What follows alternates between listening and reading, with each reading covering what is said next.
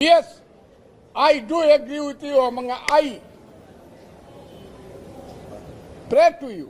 Please pardon me. আমাকে মাফ করুন। জামাতকে কালো শক্তি বলে এটাকে 5 আগস্টে দিয়ে ফেলেছে জামাত। আমি এটা বলে এই উত্তর আপনি আমার সামনে পাবেন না। আপনি বলছেন যে আপনার যে বক্তব্যটা সামাজিক যোগাযোগ মাধ্যমে ভাইরাল হয়েছে সেটা কোনো ভাইরাল হয় নাই। এটা ইউটিউবে অনেক কিছু করা যায়, কথাটা বুঝেন। আমার সমস্ত বক্তব্যটা আপনারা দিতে বলেন, সমস্ত বক্তব্যটা আপনারা দিতে বলেন। ওই 2 লাইন দিয়া, ওই নিষেধা হেডিং দিয়া ফজলুর রহমান বলেছে ইউনুসকে দেশ থেকে, এইগুলা তো হইতেছে এই দেশে। এই বক্তব্যটা আমার টোটাল বক্তব্য কোথায় কখন দিয়েছি বলেন। যদি আমি অন্যায় করে থাকি, দেশের বিরুদ্ধে বা দলের বিরুদ্ধে বক্তৃতা করে থাকি, আপনারা আমাকে এটা আমি দলকে উত্তর দিব, এখন দিব না। এখন আমি উত্তর